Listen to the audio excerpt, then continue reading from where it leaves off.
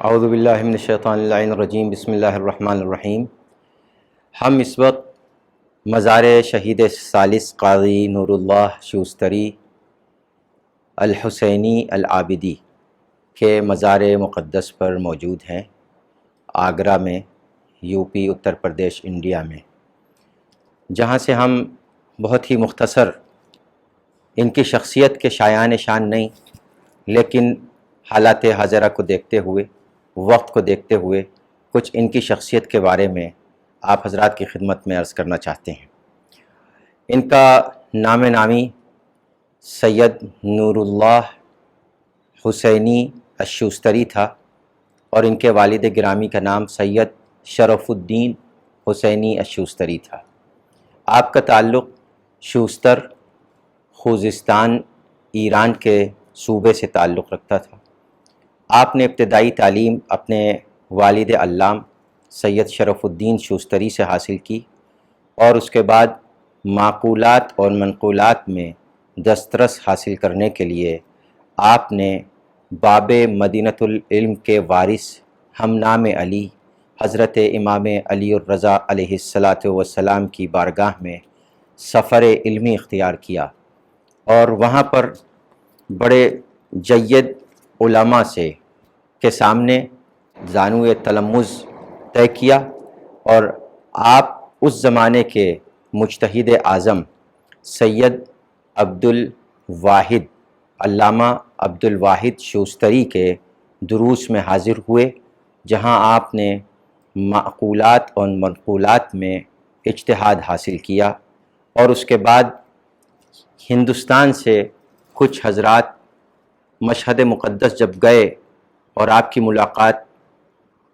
آیت اللہ العظمیٰ قاضی سید نور اللہ شوستری سے ہوئی، اور ان کو ہندوستان میں تشیع کے بارے میں پتہ چلا کہ ہندوستان میں تشیع کی تبلیغ نہ ہونے کی برابر ہے، تو آپ نے اپنا آبائی وطن چھوڑا، آپ نے امام رضا کا مزار مقدس ترک کیا، اور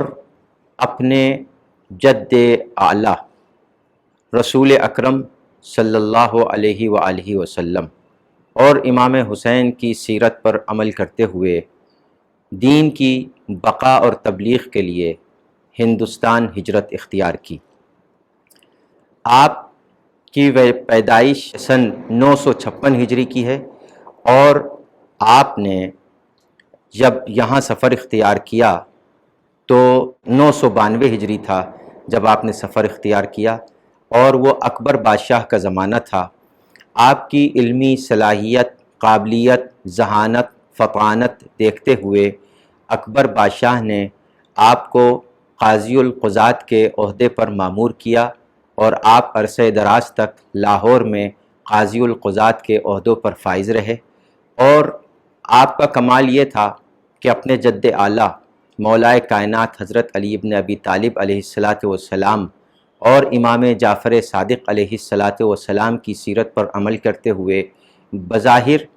شافعی، حنبلی، مالکی اور حنفی فقہ سے فیصلہ کرتے تھے، لیکن اصل میں وہ فیصلہ فقہ جعفری کے مطابق ہوتا تھا۔ چونکہ آپ کے مد مقابل مسلم علماء میں کوئی شخصیت نہیں تھی، لہٰذا حسد نے ان کے دلوں میں جنم لیا، اور وہ حاسدوں کا ایک ٹولہ جو اصل میں دشمنان اہل البیت تھے، انہوں نے سازشیں رچنا شروع کیں کہ کسی صورت سے آپ کو قاضی القضات کے عہدے سے معزول کروا دیا جائے، لیکن الحمدللہ کہ ان کی ایک بھی نہ چلی، اور اہل البیت علیہ السلام کی محبت نے فتح حاصل کی۔ قاضی نور اللہ شوستری نے تقریباً 40 کتابیں مختلف موضوعات پر تالیف کیں، جس میں فقہ، اصول، فلسفہ، منطق، تاریخ،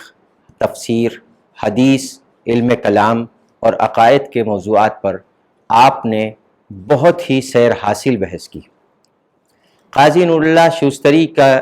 جو ایک طریقہ کار تھا وہ یہ تھا کہ آپ تمام مسالک اور مذاہب میں جہاں کہیں بھی جھگڑا ہوتا تھا تو اکبر بادشاہ آپ کو فیصلے کے لیے بھیجتے تھے اور وہ فیصلے کے لیے جاتے تھے قاضی نور اللہ شوستری، اور وہاں پر صلح کروا کے آتے تھے، چاہے وہ کشمیر ہو، چاہے وہ دہلی ہو یا لاہور یا کوئی علاقہ ہوتا جہاں پر اختلاف ہوتا، قاضی نور اللہ شوستری اس کو حل فرما کر آ جاتے تھے۔ ایک مرتبہ قاضی نور اللہ شوستری علیہ الرحمہ کے بارے میں ملتا ہے کہ آپ نے بہت ہی قاعدے سے خفیہ طریقے سے شیعت کی تبلیغ کی اور ہزاروں کی تعداد میں مسلمانوں کو حلقہ بگوش مسلک اہل بیت کیا۔ یہ آپ کے تبلیغی خدمات تھے، آپ کے علمی خدمات تھے، اور اس کے علاوہ قاضی نور اللہ شوستری علیہ الرحمہ نے ایک کتاب جو آپ کی شہادت کا سبب بنا، وہ کتاب تھی احقاق الحق، جو فضل بن روزبہان ناصبی، جو اکبر بادشاہ کے زمانے میں اور خاص طور سے جہانگیر کے زمانے میں اس کا مقرب تھا، ناصبی تھا، دشمن تشیع تھا، اور اس نے ایک کتاب لکھی ابطال الباطل۔ آپ نے اس کے جواب میں کتاب لکھی احقاق الحق، اور یہی نہیں بلکہ صواعق محرقہ کے جواب میں بھی آپ نے کئی کتابیں تالیف کیں قاضی نور اللہ شوستری نے، لیکن آپ کی شہادت کا سبب یہ کتاب احقاق الحق بنی، جس میں آپ نے تمام ان احادیث کو موضوع بحث قرار دیا اور اہل سنت والجماعت کی کتابوں سے مولائے کائنات کی فضیلت ثابت کی، جو رسول اکرم کے زبان مبارک سے مولائے کائنات کے لیے احادیث آئی تھیں، اور جن کا انکار وہ لوگ کر رہے تھے، اس کو خود ان کی کتابوں سے ثابت کر کے اس کتاب کے خلاف ایک رد لکھی جس کا نام تھا احقاق الحق۔ جب آپ احقاق الحق لکھ رہے تھے تو بہت خفیہ طریقے سے لکھ رہے تھے، چونکہ وہ دور شیعوں کے لیے بہت ہی تقیہ کا دور تھا۔ اس دور میں شیعوں کے اوپر بہت ظلم و ستم ہو رہے تھے۔ آپ نے بہت خفیہ طریقے سے یہ کتاب لکھی، لیکن جو حاسد مولوی تھے، ملا تھے، دشمنان اہل البیت تھے، درباری ملا تھے، انہوں نے ایک شخص کو، ایک لڑکے کو، ایک جوان کو تیار کیا کہ تم جاؤ اور ان کے شاگرد بنو۔ وہ شخص آیا، اب چونکہ یہ باب مدینۃ العلم سے تعلق رکھتے تھے، لہٰذا انہوں نے کبھی بھی کسی کو تعلیم کے لیے منع نہیں کیا۔ وہ آیا اور ان کے سامنے زانوِ تلمذ طے کیا، وہ اعتماد حاصل کرتا رہا، اور اس نے کہا کہ یہ جو آپ نے کتاب لکھی ہے اس کا ایک نسخہ آپ مجھے عنایت کر دیجئے۔ چنانچہ اس کا نسخہ اس پر بھروسہ کرتے ہوئے دیا، اور وہ نسخہ لے کر وہ ان حاسد ملاؤں کے پاس آیا۔ انہوں نے جہانگیر بادشاہ کے سامنے اس نسخے کو پیش کیا اور کہا کہ دیکھیے، یہ انہوں نے مذہب حقہ کے خلاف، یعنی ان کے اعتبار سے مذہب اہل سنت کے خلاف کتاب لکھی ہے، صحابہ کے خلاف لکھی ہے۔ اور ان کے اوپر دوسرا جو بڑا الزام تھا جو ان کی شہادت کا سبب بنا، وہ یہ بنا کہ آپ جب بھی، ہم تمام شیعان اہل البیت علیہ السلام کا یہی طریقہ کار رہا ہے کہ جب بھی ہم کسی امام کا نام لکھتے ہیں تو علیہ الصلاۃ والسلام لکھتے ہیں۔ تو ان کا الزام یہ تھا کہ یہ جب حضرت علی کا نام لکھتے ہیں قاضی نور اللہ شوستری علیہ الرحمہ، تو یہ علیہ الصلاۃ والسلام لکھتے ہیں، جبکہ علیہ الصلاۃ والسلام انبیاء کے لیے یا خاص طور سے رسول اللہ سے مخصوص ہے، اور یہ حضرت علی کے لیے لکھتے ہیں۔ تو ان کے تمام مفتیوں نے ان کے قتل کا فتویٰ صادر کیا صرف اس علیہ الصلاۃ والسلام کی وجہ سے۔ لیکن انہی میں ایک بہت بڑا مفتی تھا جس نے ایک پرچے پر جہانگیر بادشاہ کو یہ لکھ کر بھیجا شعر کہ گر لحم کا لحمی بے حدیث نبوی ہے،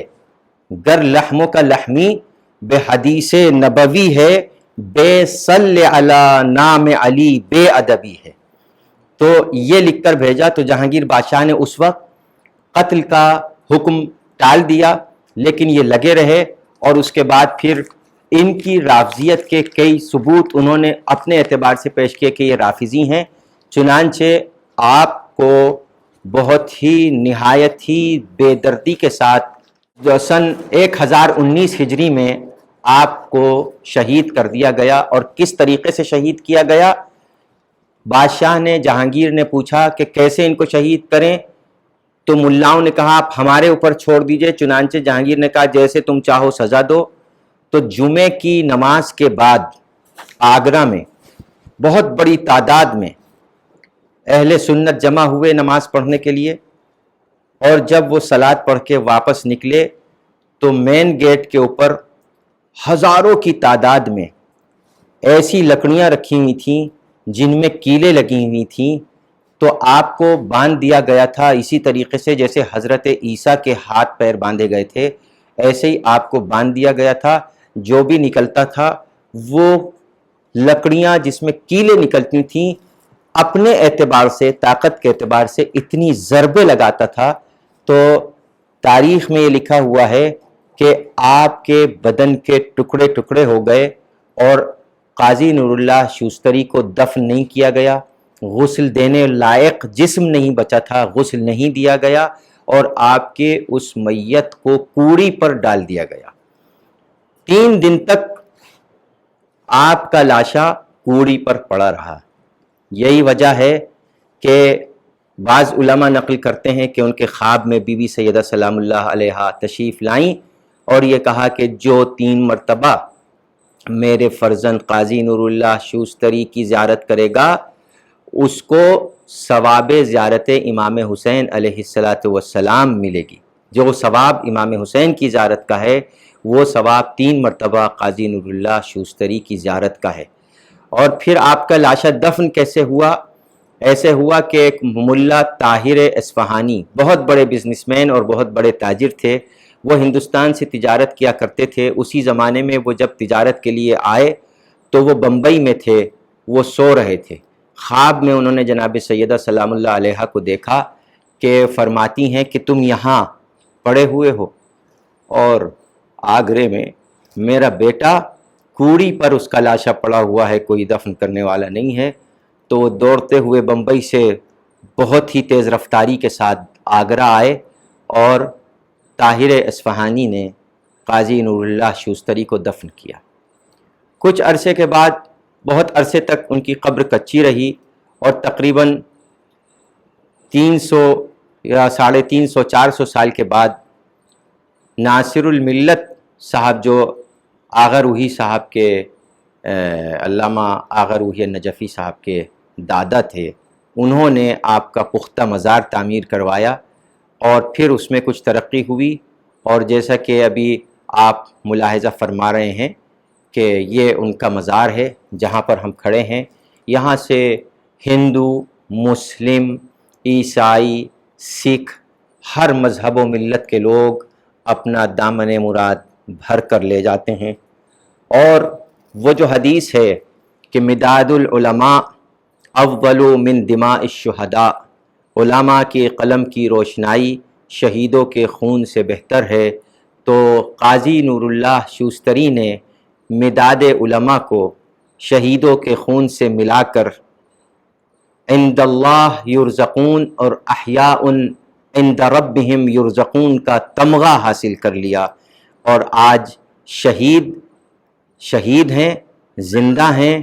ان کو مارنے والوں کا نام و نشان نہیں ہے، لیکن قاضی نور اللہ شوستری علیہ الرحمہ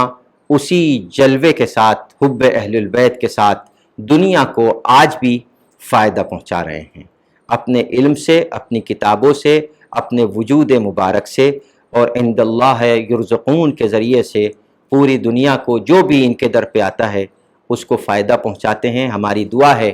کہ یا اللہ تجھ کو تمام شہداء کا واسطہ، تمام صلحاء کا واسطہ، انبیاء کا واسطہ، ائمہ علیہم السلام کا واسطہ، شہیدان کربلا، اسیران کربلا کا واسطہ، اور خاص طور سے اس بارگاہ میں سوئے ہوئے شہید قاضی نور اللہ شوستری کا واسطہ کہ جو بھی یہاں پر آئیں وہ اپنی حاجتیں پوری کر کے لے جائیں۔ والسلام علی من اتبع الہدی۔